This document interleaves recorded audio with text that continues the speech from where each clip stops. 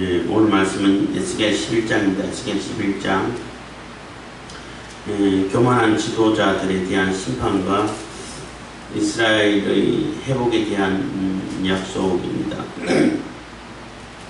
그러니까 교만한 지도자들에 대한 심판 그리고 이스라엘 회복에 대한 하나님의 약속 언약이 있습니다. 에스겔 11장에서는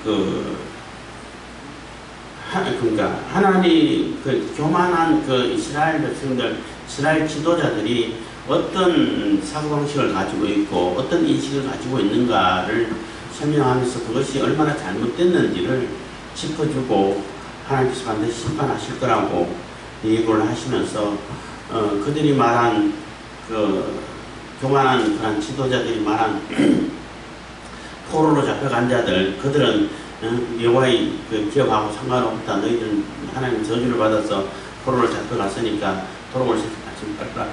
예루살렘에 기업이 있다 생각하지 말아라. 이렇게 교만하게 얘기하는데 오히려 너희들은 멸하고 또 예루살렘 그러니까 바벨론의 포로 잡힌 자들을 이렇게 남은 자로 해서 거기서 하나님께서 잠깐 성소가 돼 주셔가지고 하나님 성소가 돼 준다는 얘기는 성소가 된다는 얘기는 하나님께서 거기에 함께 하시겠다는 얘기인 거예요. 그래서 남은 자로 이렇게 다시 시작할 것이라는 그런 내용이 나오는데 이 내용이 예레미야가 환상을 봤던 무화과 환상을 봤던 것하고 같은 얘기인 거예요. 무화과 한 바구니는 아주 토실 상품 가치가 있고 아주 좋은 무화과고 또 한두 개는 너무나 악해서 먹을 수조차도 없는 파는 거 못 사고 먹을 수조차 없는 그런 악한 무화과가 있는데 그 악한 무화과가 예루살렘에 남아있는 자들이고 포로로 잡혀간 그들이 아주 상품 가치가 있는 그러한 무화과다 하는 무화과의 환상을 본 것하고 통하는 얘기라고 볼 수 있는 거예요. 그래서 하나님의 뜻을 제대로 알고 하나님이 무엇을 원하시는지 무엇을 말씀하시는지를 알고 이게 내가 하나님의 뜻을 따라서 하는구나 이렇게 판단을 하고 생각을 해야지 내가 예루살렘에 있기 때문에 무조건 하나님의 뜻을 따라서 하는 거야. 하나님이 나를 무조건 보호하시는 거야. 이렇게 생각하면 안 된다는 얘기인 거예요. 내가 예배당 안에 있기 때문에 무조건 나는 신앙생활을 잘하고 있는 거야. 믿음 생활을 하고 있는 거야. 이렇게 생각하면 안 돼요. 하나님 뜻을 따라서 삶을 살고 있느냐 없느냐가 중요한 거예요. 또 옛날 같은 경우는 요즘은 그렇게 강조를 안 합니다만은 새벽기도 안 나오면은 막 완전히 지옥갈 것처럼 막 야단 치고 윽박 지르고 또 어떻게 권사가 돼서 어떻게 장로가 돼서 아니면 또 어떻게 목사가 되고 권사가 돼가지고 새벽기도도 안 나오고 새벽기도를 어떻게 빠질 수 있냐 그걸로 판단하는 게 아니라는 얘기인 거예요. 물론 새벽기도 나오면 좋죠. 좋지만은 사정에 따라서 또 상황에 따라서 또 생활 리듬에 따라서 못 나올 수도 있는데 굳이 그걸 가지고 다른 거는 보지를 않아. 그 사람이 어떤 삶을 살고 어떤 생각을 가지고 있고 어떤 사회적 그러한 사회관계를 형성해 가지고 사람들에게 덕을 끼치고 이런 거 상관없어. 그거는 필요 없고 새벽기도 나왔냐 안 나왔냐 예배 시간에 한 번이라도 제대로 나왔나 안 나왔나 이렇게 예배 태도가 어떠냐 그것만 보고 판단한 거예요. 그러니까 정확한 교육이 될 수 없었다라고만 할 수 있는데 진정 하나님의 말씀을 따라서 하나님의 뜻을 따라서 온전한 삶을 사냐 비록 포로로 잡혀갔지만 그래도 하나님에 대한 여호와 하나님에 대한 신앙을 가지고 지키고 예배하고 하는 그 사람들이 하나님 뜻을 따라서 하는 것이지 예루살렘에 남아있으면서 가진 악을 다 행하고 포악을 행하고 심지어는 말 안 들으면 자기들 마음에 안 들면 죽이기도 하고 이렇게 무고한 피를 흘리고 가진 우상 숭배 다 하면서 나는 예루살렘에 있으니까 이거는 말도 안 되는 얘기라는 거예요. 그렇지만 그 당시에는 그렇게 판단했어요. 우리 한국교회가 초기에 교회 열심히 나오면은 뭐 신앙 좋고 밖에서 무슨 짓을 하고 다녀도 교회 예배만 나오면은 다 괜찮아. 다 신앙 좋은 거야.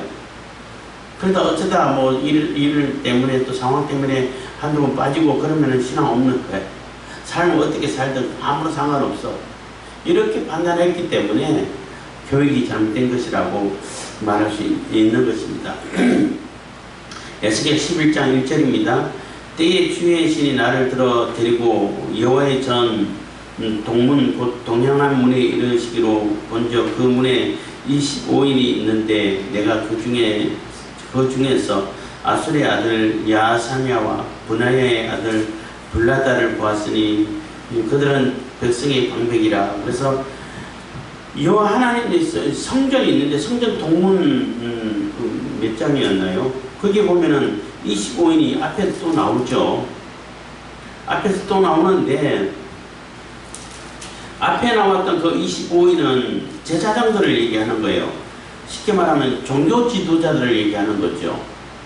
그들이 또 이렇게 성전을 등지고 태양신을 숭배하는 그러한 어이없는 그러한 상황을 또 환상을 봤지만 이번에는 25인인데 같은데 25인인데 여기는 지금 정치 지도자를 얘기하는 거죠. 정치 지도자 25인이라는 것은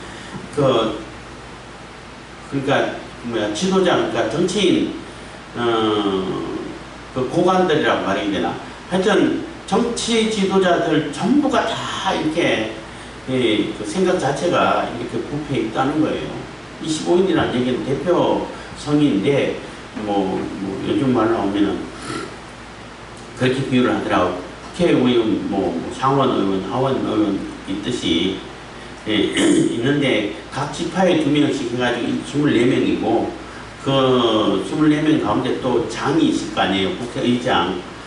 미국 같은 경우는 부의장이 상원의원 의장을 하는데 그 장이 있어서 25인이다 이렇게 설명하는 분도 계시는데 하여튼 어쨌든 간에 정치 지도자들인데 정치 지도자들 한 사람도 빠짐없이 모든 정치 지도자들이 왕은 따로 또 있으니까 다 그냥 부패하고 하나님의 뜻에서 하나님의 말씀에서 떠나 있다는 얘기인 것입니다. 그래서 특별히 야사냐와 분하야의 아들 블라다라는 그 두 지도자들은 특별한 이름을 거론하고 있는데 뭔가 사람들에게 잘 알려지고 굉장히 또 나름대로 이름 자체가 신실한 그러한 이름이고 여호와께서 들으신다 또 여호와 하나님께서 탈출시키셨다 구원하셨다 이런 뜻의 이름을 가지고 있는 자들인데 그만큼 신앙적인 이름을 가지고 있는 그러한 자들이지만은 그 생각 자체는 너무나 이렇게 악하고 썩어져 있다는 것입니다.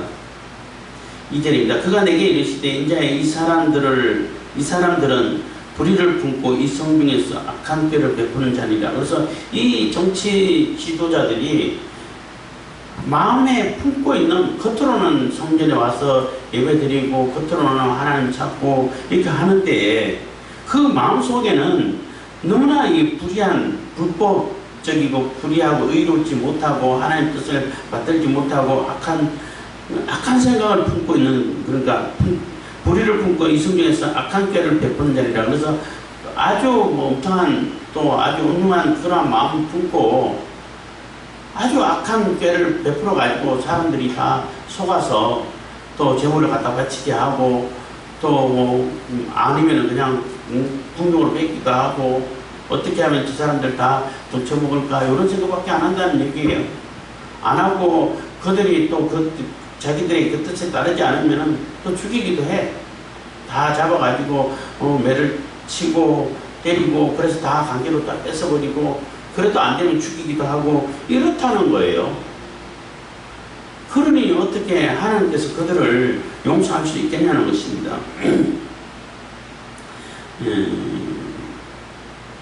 그래서 이 악한 꾀를 품고 악한 짓을 하는 그러한 지도자들을 볼 때에 하나님의 심판이 당연히 임하죠. 뭐 얘기를 하니까 갑자기 생각나서 말씀드립니다만은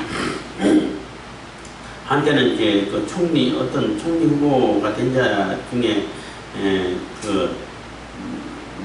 지난 정권에 있었던 것 같은데 일제 우리 그때 조선이었죠. 조선이 일제 식민지를 당했을 때 그 일제 식민지는 하나님의 뜻이다 이런 표현을 썼어요. 그래서 막 난리 치고 그게 무슨 하나님의 뜻이냐. 그래서 결국은 그 말 한마디 때문에 총리 후보를 그만뒀는지 총리 후보를 그만둔 적이 있어요. 근데 그 말은 틀린 말은 아니에요. 그 내용 전체로 보면은 정말 제대로 전한 말씀인데 그 표현이 하나님의 뜻이다는 표현이 주로 하나님의 뜻이다 그러면 긍정적인 표현이잖아요. 근데 넓은 의미에서 하나님의 뜻 맞죠. 하나님의 심판이 좀 구체적으로 세밀하게 얘기한다면 하나님의 심판이에요. 왜냐하면 그 조선 말기 때, 조선시대 때 그 무고한 피를 얼마나 많이 흘렸어요. 응? 어마어마하게 무고한 피를 흘리고 막 자기 백성들을 노예로 삼아가지고 다 착취하고 민비 세력 세도가들이 얼마나 악정을 베풀었는데 그리고 고종과 민비가 얼마나 백성들을 괴롭혔는데 어쨌든 뭐 괴롭힌 거고 괴롭혔을 뿐만 아니라 청주고 박해하면서 무고한 피를 너무 많이 흘렸어요. 그때도 제가 얘기했어요. 무고한 피를 너무 많이 흘렸기 때문에 하나님의 심판이다.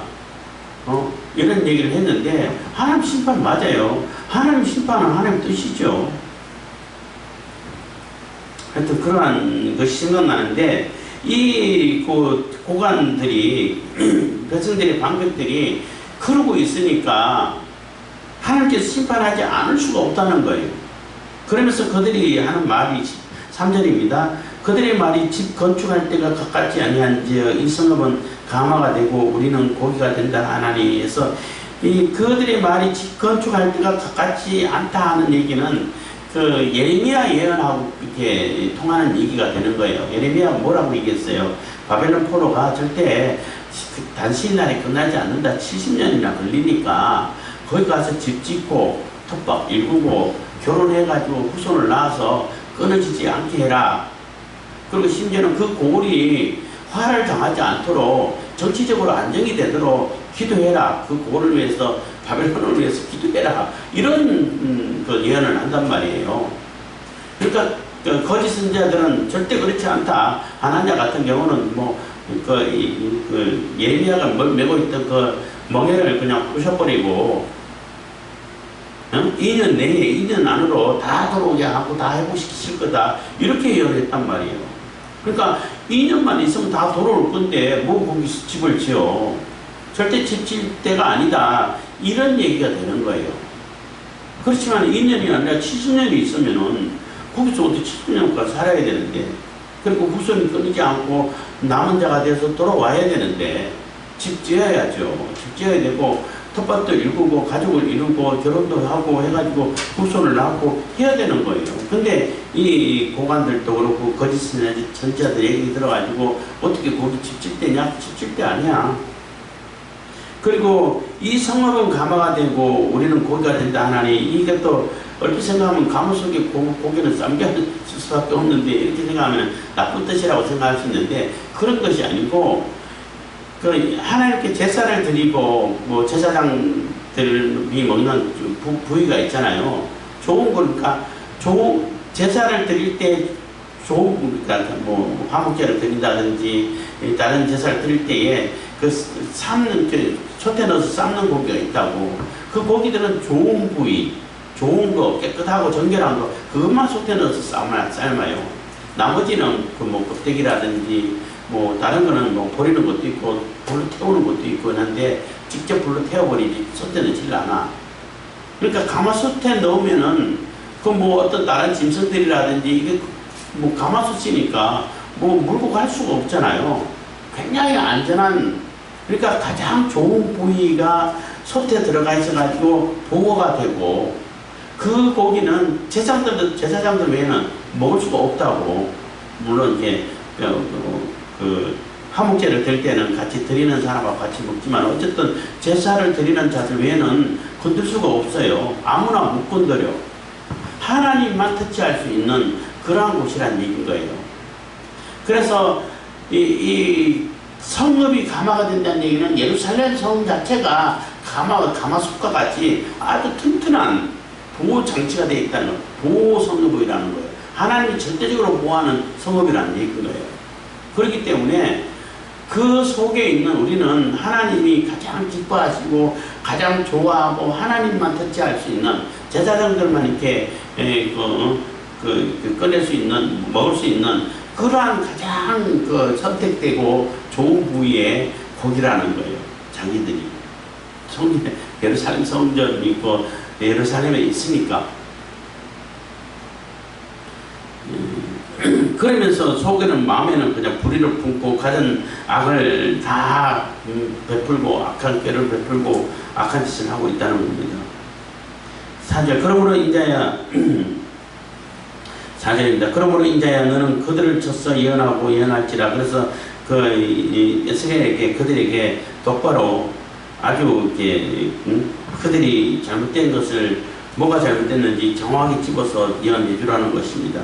5절, 여호와의 신이 내게 임하여 가라사대 너는 말하기를 여호와의 말씀에 이스라엘 족수가 너희가 이렇게 말하였도다. 너희 마음에서 일어나는 것을 내가 다 아노라. 그래서 마음에 품고 있는 그 생각들을 사람들은 뭐 표시를 하고 내색을 안 하면은 모르지요. 어떻게 알아요? 뭐 10길 물속은 알았고 한 길 사람 속은 모른다는 속담이 있듯이, 사람 속은 사람들이 정확히 판단하기 어려워요. 물론 이제 겉으로 내색하고 막 얼굴 표정이 나타나고 하면, 아, 저 사람이 이런 생각을 하고 있나 보다, 이런 감정인 것보다 어느 정도는 할 수 있지만 정확히 파악을 못해. 포커페이스라 해가지고 얼굴 표정이 하나도 안 변하고 마음속에 딱 뭔가를 가지고 있으면은 몰라요. 그렇잖아요.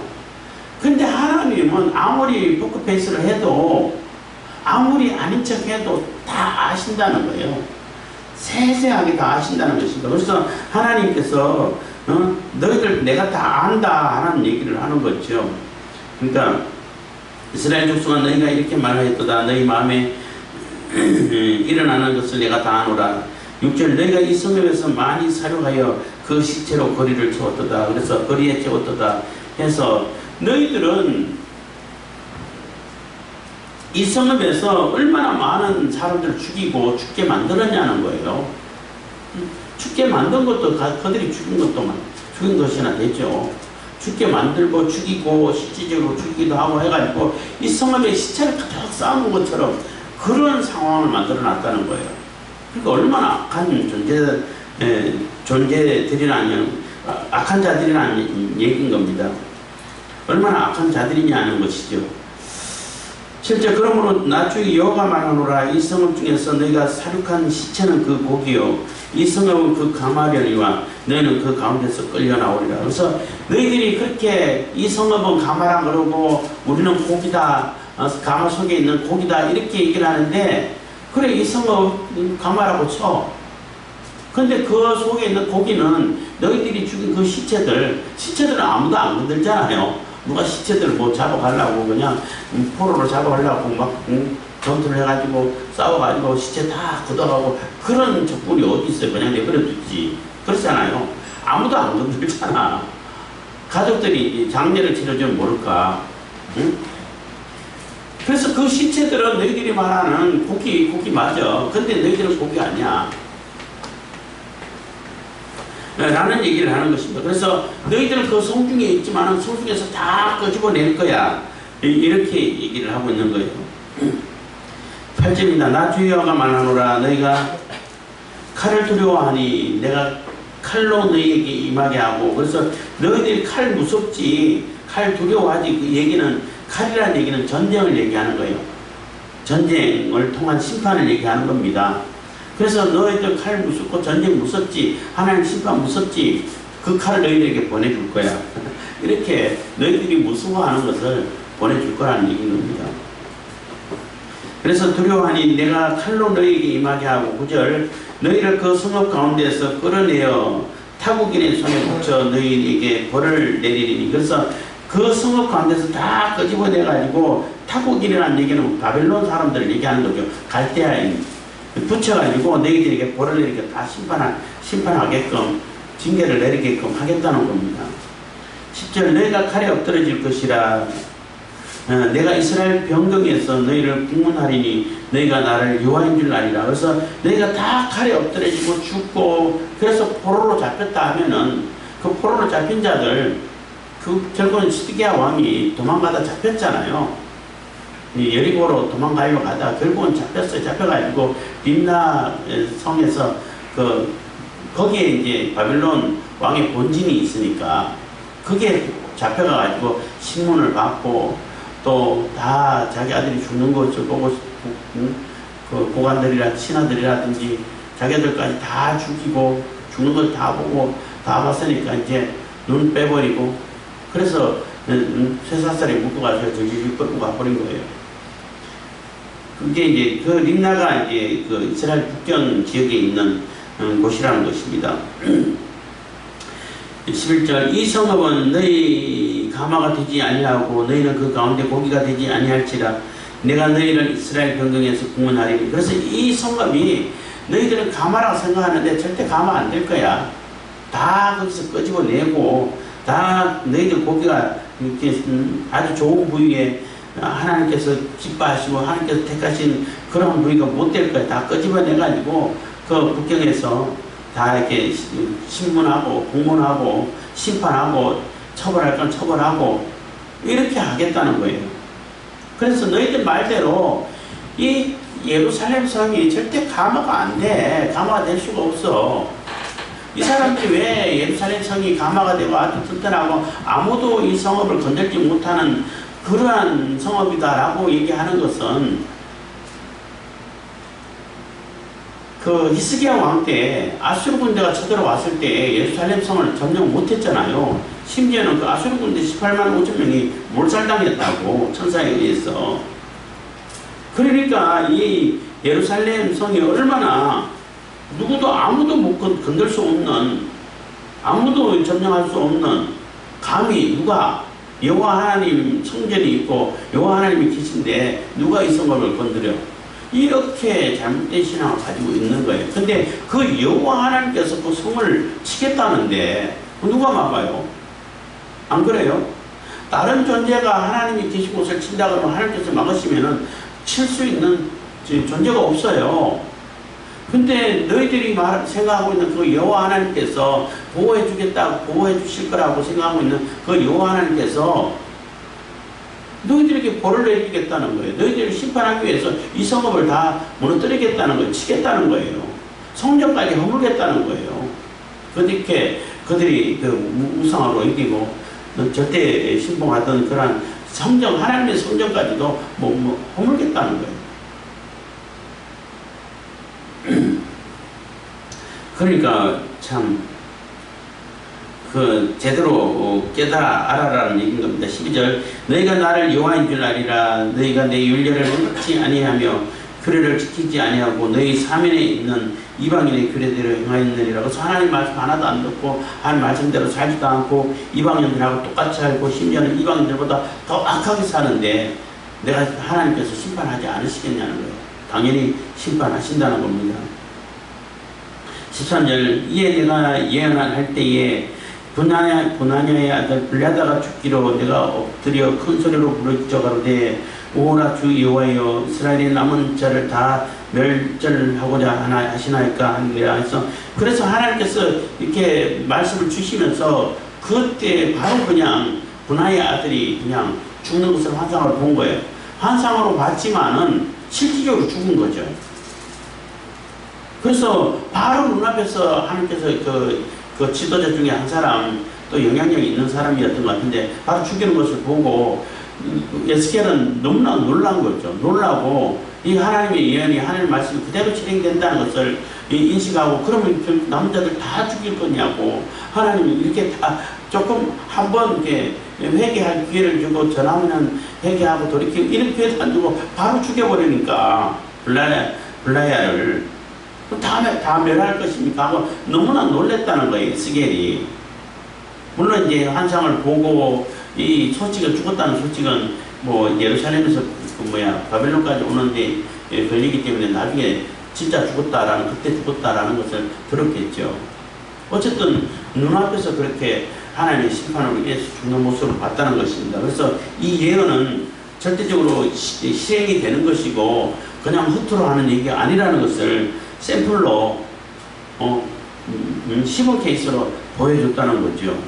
그래서 에스겔이 너무나 놀랬다는 것입니다. 14절 여호와의 말씀이 내게 임하여 가라사대 15절 인자야 예루살렘 거민이 너희 형제 곧 너희 형제와 친속과 이스라엘 온 족속을 향하여 이르기를 너희는 여호와에게서 그러니까 너희는 여호와에게서 멀리 떠나라. 이 땅은 우리에게 주어 기업이 되게 하신 것이라 하였나니. 그래서 이 그 고관들이 자기들이 감화 속에 있는 고개라고 생각하는 가장 좋은 부위고 하나님께서 가장 기뻐하고 하나님께서 아주 특별히 선별해 놓은 자들로 이렇게 생각하고 있는 너희들, 그 너희들이 그 사람들이 생각하기를 바벨론 포로로 잡혀간 자들, 그들에게 하는 얘기라는 거예요.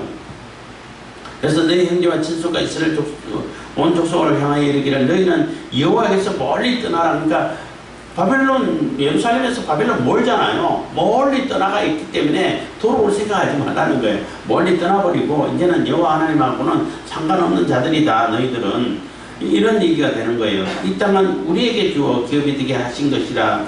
그래서 예루살렘에 남아있는 그 사람들이 이거는 이제 우리 기업이야.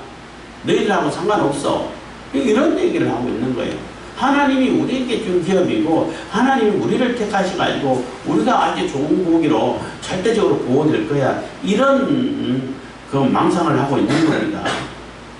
그게 아주 그게 대한 신념이라고 해야 되나 생각은 변함이 없고 아주 확고하죠. 그래서 예레미야까지 죽이려고 했잖아요. 아니다. 이 성금 망한다. 이 성금 하나님께서 심판하신다. 다 허물어질 거다. 그리고 차라리 포로로 잡혀간 자들이 하나님 택한 자들이다. 남아있는 자들은 악한 무화과다. 계속 전하잖아요.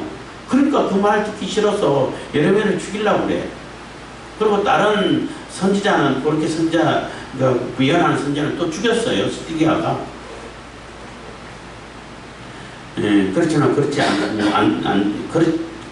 결코 그렇게 되지 않게 하시겠다는 겁니다. 16절 그런즉 너는 말하기를 주 여호와의 말씀에 내가 비록 그들을 멀리 이방인 가운데로 쫓고 열방에 흩었으나 그들이 이런 열방에서 내가 잠깐 그들에게 성소가 되리라 하셨다 하고. 그래서 하나님께서 다 흩은 거 맞아. 다 바벨론으로 또 북왕국 이스라엘은 또 아수르 때 다 흩었잖아요. 흩었지만은 내가 다 쫓아내가지고 열방을 다 흩었지만은 오히려 그들이 이런 열방에서 그들이 있는 그곳에서 내가 성소가 되어줄 거야. 그 얘기는 내가 하나님 그들과 함께 할 거야 하는 얘기인 거예요. 그래서 성소고 성전이라는 것은 거룩한 곳이란 것은 이렇게 건물이 멋있고 화려하고 지어진 교회라는 이름 아니면 성당이라는 이런 이름이 있는 곳이 거룩한 곳이 아니라 그렇게 간판이 있는 곳이 거룩한 곳이 아니라 하나님이 계신 그곳이 거룩한 곳인 거예요. 우리가 하나님이 선 곳에 서 있어야 거룩한 곳에 서 있는 것이지 하나님이 계신 곳에 서 있어야 우리가 거룩한 곳에 있는 것이고 성전에 있는 것이고 성소에 있는 것인지 이 사람들은 예루살렘에 성전이 있고 예루살렘에 하나님께서 택한 성읍이라고 해가지고 거기가 영원히 변치 않는 성전이고 하나님 계신 곳이고 바벨론 포로로 잡혀간 자들은 너희들은 여호와하고 상관없는 자들이야. 이렇게 계속 얘기했단 말이죠. 그런데 그렇지 않고 하나님은 그 바벨론 포로로 잡혀간 자들 내가 거기가 있을 거야. 그들하고 같이 있을 거야. 거기서 내가 이거 잠깐 동안 성소된다는 얘기는 잠깐 그들에게 성소가 된다는 얘기는 거기에 영원히 머물러 있지 않고 다시 예루살렘으로 돌아온다는 얘기잖아요. 다시 그들을 데리고 돌아갈 거야 하는 그런 암시가 들어있는 겁니다. 그래서 그들하고 함께 있기 때문에 그들이 있는 곳이 성소가 돼. 그게 성전이 되는 거죠. 그러니까 너희들 말 다 틀린 거야. 이렇게 되는 겁니다. 17절 너는 또 말하기를 주 여호와의 말씀에 내가 너희를 만인 가운데서 모으며 너희를 흩은 열방 가운데서 모아내고 이스라엘 땅으로 너희에게 주리라 하셨다라고. 그래서 다 모아가지고 흩어진 그들 성소대가 같이 하나님 함께 하시고 뿐만 아니라 다 모아가지고 다시 이스라엘 땅으로 모아가지고 그들에게 이스라엘 땅 줄 거야. 너희들 다 없애고 이렇게 너희들 다 심판하고 이 얘기가 되는 겁니다. 18절 그들이 거리로 가서 그 가운데 모든 미운 물건과 가져간 것을 제하여 버릴지라. 그래서 바벨론으로 잡혀가가지고 포로 생활하면서 거기서 깨닫게 된다는 거죠. 아, 우리가 여호와 하나님 너무나 잘못 숨겼구나, 너무나 이 가정한 것도 우상 숭배를 했구나, 이렇게 깨닫게 돼가지고 그것을 다 제해버리고 다 버려버리고 정말 하나님께로 돌아올 거라는 얘기인 거예요. 그리고 실질적으로 이제 돌아와서 에스라가 이제 종교 개혁을 했죠. 뭐 물론 느헤미야하고 같이 했습니다만은 느헤미야는 행정관이고 그러니까 정치인이고 에스라는 제사장이고 해가 같이 힘을 합쳐서 개혁을 했는데 뭐 여러 번 반복하기도 하고 했죠. 근데 얼마나 종교 개혁을 잘했냐면은 바벨론 포로 돌아와가지고 그 이후로는 우상 숭배에 대한 그 지적이 없어요. 우상 숭배에 대해서는 철저하게 이렇게 다 제거하고 쫓아내고 분리를 시킨 거예요. 굉장히 그 효과 있는 종교 개혁을 했죠. 그렇지만 이제 그 이후로 이제 지적되는 것은 외식, 형식적인 것, 겉으로는 하는 체 하고 속으로는 엉뚱한 짓 하고 이것만 이렇게 지적을 해요. 그 예수님당 시대도 마찬가지로 제사장들이라든지 바리새인들이라든지 유대인들이 그 외식에서 너희들 마음은 그렇지 않은데 겉으로만 하나님 섬기는 것처럼 한다, 이렇게 지적을 했지. 뭐 바알 숭배한 거, 뭐 아세라 숭배, 무슨 뭐 몰렉이라든지 이런 얘기 하나도 안 나와요. 그만큼 철저하게 종교개혁을 하고 이걸 제거를 했다는 것입니다. 그래서 다 우상 숭배들 가정한 분들 다 제거하고 다시 들어와서 시작하게 만들어줄 거야 하는 얘기가 되는 겁니다. 19절 내가 그들에게 일치한 마음을 주고, 그래서 한 마음을 하나님께로 온전한 향하는 그 한 마음을 준다는 얘기죠. 주고 그 속에 새 신을 주며, 그러니까 성령을 부어주신다는 겁니다. 새 신을 주며 그 몸에서 굳은 마음을 제하고, 그래서 그 몸에서 굳은 마음을 이렇게 제하고, 그러니까 하나님께로 향해서 부드러운 마음을 가지고 하나님 말씀을 받아들여야 되는데 하나님 말씀을 거부하고 고집세고 절대 꺾지 않는 그러한 이념, 사상 그런 걸 다 이렇게 이제 버려버리고 아주 부드러운 마음을 주어가지고 하나님 말씀 잘 받아들여서 온유한 사람을 만들어 주겠다는 거예요. 하나님 말씀으로 잘 이렇게 길들여지고 익숙해지고 훈육된, 하나님 말씀을 잘 이렇게 교육된 그러한 사람으로 만들어 주겠다는 거죠. 그러니까 새 사람을 만든다는 겁니다. 거듭나게 해주겠다는 얘기가 되는 거죠. 20절 내 율례를 좇으며 내 규례를 지켜 행하게 하리니 그들은 내 백성이 되고 나는 그들의 하나님이 되리라. 그래서 내 율례를, 하나님의 말씀을 따라 살고 하나님의 규례를 지켜서 행하고 하나님하고 온전한 교제가 이루어지게 된다는 거예요. 이제 회복시켜주면은 이게 이제 예수님을 통해 가지고 거듭나게 하고 우리가 예수님을 통해 가지고 하나님과 하나가 되고 하나님 앞에 나아갈 수 있는 이러한 것으로 이제 온전히 이루어지게 되는 것이죠. 그래서 그들은 내 백성이 되고 나는 그들의 하나님이 되리라. 그래서 하나님께서 궁극적인 목적이 우리 인간을 창조하시고 지으시고 또 심지어는 이렇게 말 안 듣는 게 심판도 하시고 하는 궁극적인 목적이 이거예요. 우리는 하나님의 백성이 되고 하나님은 우리의 하나님이 되는 거, 우리와 함께 하시는 임마누엘을 이루는 거, 그것을 목적한 최종적인 목적인 거예요. 그래서 요한계시록에는 그것이 완전하게 이루어지는 것을 이렇게 환상으로 보여주죠. 완전히 이루어지는 것을 보게 되는 겁니다.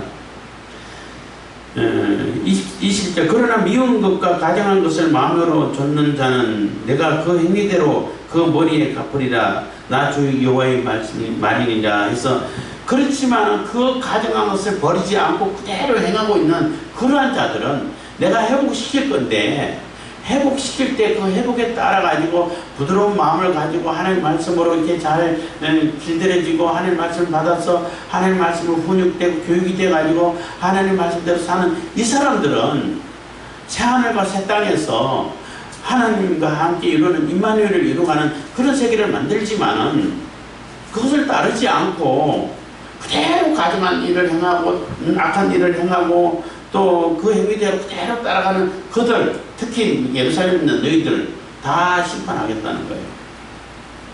예수님 재림하실 때도 마찬가지죠. 아무리 설명하고 예수님이 오신다고 말 전에도 전혀 말씀하고 상관없는 자꾸 하나님하고 멀어지는 사상을 가르치는 그러한 존재들 지금도 뭐 그런 것을 경험하고 있죠. 우리는 점점 하나님 말씀 멀어지고 관심 없어하고 하나님 얘기하면 아예 귀부터 닫고 이런 자들이 있죠. 결국 다 심판하신다는 거예요. 22절부터는 그 이제 하나님 영광이 떠나가는 그런 모습인 것입니다. 그래서 이렇게 심판하신다고 말씀하셨지만은 심판하시기 위해서 결국은 하나님 영광이 성전에서 떠나버리는 거예요. 성전에서 하나님 영광이 떠나버리면은 더 이상 성전이 아니에요. 걸어간 곳이 아니에요. 그냥 건물이에요. 그냥 건물이기 때문에 그러한 이방인들이 와가지고 다 부수고 하는 겁니다. 22절 때에 때에 그룹들이 날개를 드는데 바퀴도 그 곁에 있고 이스라엘 하나님의 영광도 그 위에 덮였으니 그래서 이거 그 그룹들이 날개가 있고 밑에 바퀴 있고 그러니까 그룹들 밑에 바퀴가 있다는 얘기는 하나가 한 덩어리란 얘기인데 바퀴란 얘기는 하나님의 뜻을 받들어서 실행하는 데 있어가지고 아주 거침이 없이 아주 신속하게 굴러가는 것이고 또 다른 측면에서 또 뭐 상징하는 것은 이 역사를 얘기하는 거예요. 이 땅에서 우리 인류 역사가 하나님의 뜻에 의해 가지고 그 천사가 실행하는 데 있어가지고 그대로 적용된다는 것이죠. 그런데 그 그룹 천사들하고 이 인간의 역사하고는 하나님 뜻하고는 분리가 안 된다는 얘기예요. 그대로 하나님 뜻대로 그대로 굴러간다는 거죠. 어쨌든 그래서 하나님 영광과 함께 같이 그 위에 덮였는데 23절 여호와의 영광이 성읍 중에서부터 올라가서 성읍 동편 산에 머물고 그래서 영광의 성읍에서 이렇게 또 이제 올라가 성전에서 떠나가지고 성읍에 있다가 성읍을 지나가지고 성읍 동편 산에 머물렀다는 거예요. 잠깐. 그러니까 이 산은 어디냐면 감난산을 얘기하는 거예요. 감난산을 얘기하는데 그 미드라시라고 해가지고 이스라엘 그 히브리 사람들이 그 구약 성경을 추석해 놓은 책이 있어요. 그게 미드라시라고 그래요. 그러니까 우리도 이제 뭐 성경을 보면 성경 추석책 다 있잖아요. 많잖아요. 추석 종류가 많기도 하는데 어쨌든 이스라엘 유대인들도 그 구약 성경을 바로 읽어가지고 이해가 안 되는 부분들이 있기 때문에 추석을 많이 다뤄놓은 책이 미드라시라고 해갖고 책이 굉장히 많아요. 그 미드라시에 보면은 이 얘기 여기에서 뭐라고 설명해놨냐면은 이 성읍에서 동편 그러니까 감난산에서 발음이 잘 안 돼서 머물렀는데 3년 6개월 동안 머물렀다고 이제 추석을 해놓고 있다고 그래요. 3년 6개월 동안 얘기는 예루살렘이 그 점령당하고 완전히 그 해파되기 직전까지 머물러 있었지만 그 얘기는 하나님께서 유대인들을 지금이라도 돌아오기를 기다리고 있었다는 얘기인 거예요. 빨리 지금이라도 돌아와서 회개하고 하나님을 찾아라. 그러면은 다시 돌아갈 거다라고 그래 암시를 줬지만 결국은 안 돌아와서 결국은 예루살렘 다 망하고 성전까지 다 해파됐다는 것입니다. 어쨌든 감난산에 머물러서 계시다가 이제 떠나간 거죠. 그리고 예수께서 재림하실 때도 감난산으로 오신다, 뭐 실전하실 때도 감난산에서 상징하셨고 뭐 이런 얘기를 합니다만은 어쨌든 그 산을 얘기하는 겁니다. 결국은 하나님이 막 떠났다는 얘기, 여기서 말하고자 하는 얘기는 성전을 떠났다는 얘기인 거예요. 이제 더 이상 그 예루살렘에 있는 예루살렘 성도 그렇고 예루살렘 성전도 그렇고 더 이상 이게 거룩한 곳이 못 되고 성전이 못 되고 그냥 건물로 그냥 성읍으로 있다는 겁니다. 24절 주의 신이 나를 들어 하나님의 신의 이상 중에 데리고 갈대아에 있는 사로잡힌 자 중에 이르시더니 내가 보는 이상이 나를 떠난지라. 그래서 이제 그 예루살렘에 있는, 그러니까 에스겔이 바벨론에 있었잖아요. 바벨론에서 환상 중에 쭉 데리고 예루살렘에 갔단 말이에요. 그래서 다 보고 이렇게 상황을 보고 예언도 다 하고 이렇게 해주고 이제는 다시 이제 그 바벨론으로 줬다는 거예요. 하나님이 신이 영이.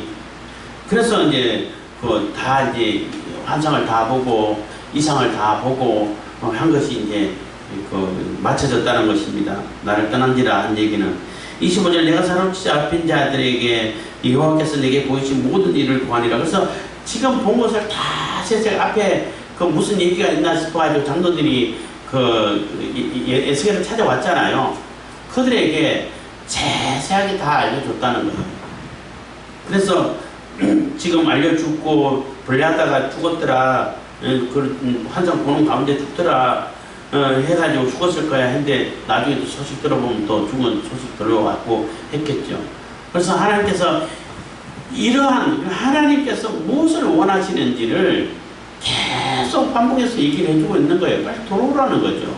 그리고 착각하지 말아야 되는 것은 예루살렘에 지금 남아있는 1차, 2차 포로로 돼가지고 바벨론으로 포로 잡혀온 자들은 하나님께서 귀 쓰실 것이고 다 회복시켜가지고 새로운 마음을 줘가지고 쓰실 것이지만은 아직까지 그 고집 피우고 남아있는 자기들이 하나님의 택한 백성이라고 생각하고 있는 예루살렘에 있는, 그러니까 마지막 포로 때는 시드기야 왕이 죽고 잡혀갈 때는 그들은 고기에서 잡아가는 게 아니잖아요. 1차, 2차 포로로 잡혀간 자들은 쓸만하고 또 필요하고 똑똑하고 이런 자들만 잡아갔단 말이에요. 쓸 수 있는 자들 잡아간 것이고 나머지는 이제는 쓸모없는 자들이고, 그래서 그냥 그때 잡혀간 자들은 좀 비참한 상황을 많이 맞이했겠죠. 다 죽기도 하고. 어쨌든 그래서 자기들이 생각할 때에 내 생각에 이렇다 해가지고 이거는 다 하나님 뜻이야, 이거는 샬라 이슬람 사람들이 쓰는데 지 마음대로 사람 죽이고 도둑질하고 엉망이는 만들어 놓고 너 왜 그랬어 그러면 샬라 하나님 뜻이야, 알라의 뜻이야 이렇게 얘기하는데, 우리 그 하나님 속이는 자들도 그런 경향이 있어요. 지 마음대로 살아놓고 왜 그래 하면 하나님 뜻이야. 그게 무슨 하나님 뜻이야 그게? 그게 무슨 알라의 뜻이에요? 하나님 뜻 아니에요. 근데 아무렇게나 해놓고 지 마음대로 생각해놓고 이건 하나님 뜻이야, 내가 여기 있으니까 하나님께서 나를 택한 거야, 그렇게 생각하면 안 된다는 거예요. 그래서 그 마음을 보시는 것이고 하나님은 그 심령을 보시고 그 삶을 보시는 거예요. 그 마음을 보고 심령을 보고 삶을 보실 때에 하나님께서 기뻐하시는 삶을 살 때에 그게 하나님 선택한 자인 것이고 하나님께서 함께 하시는 자인 것이고, 그 하나님께서 함께 하실 때에 그때 거룩한 자가 되는 거예요. 거룩한 곳에 선 자들이 되는 겁니다. 근데 하나님은 함께 하지 않으시고 마음에는 악한 생각들 더러운 것이 가득 차 있고, 그것을 더러운 깨를 이루기 위해 가지고 교회를 하나님 이용하고 교회를 이용하고 종교를 이용하는 자들, 하나님께서 그걸 모르시겠어요? 다 심판하신다는 것입니다. 기도하겠습니다. 사랑해 주시니 감사합니다. 이 시간에 은혜와 복을 주시니 감사드립니다.